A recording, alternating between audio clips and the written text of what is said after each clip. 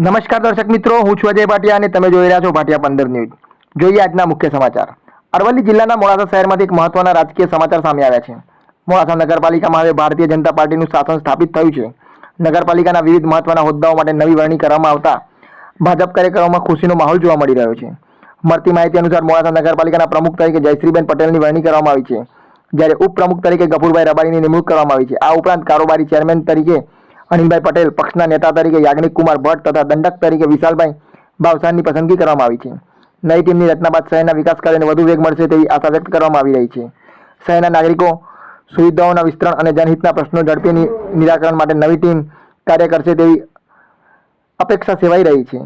હોદ્દાઓની વરણી બાદ ભાજપના આગેવાનો અને કાર્યકરો દ્વારા શુભેચ્છાઓનો વરસાદ વરસાવવામાં આવ્યો હતો।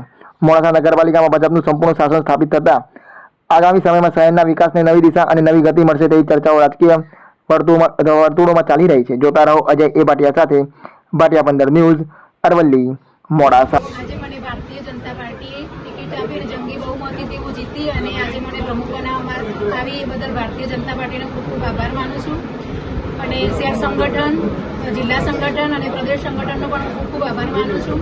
મોડાસાની જનતાનો ખૂબ આભાર માનું છું। મારા જોડે સાથીદાર, કોર્પોરેટર મિત્રો, ભાઈઓ બહેનો બધાનો ખૂબ ખૂબ આભાર। અમે જે જૂના વિકાસના કાર્યો બાકી હશે એ બધા પૂરા કરીશું અને સીમાંકન પ્રમાણે જે વિસ્તાર વધારવામાં આવે છે એના પણ કાર્યો સારા કરીશું અને વિકાસ કરીને સારું કામ કરીશું। ભારત માતા કી જય।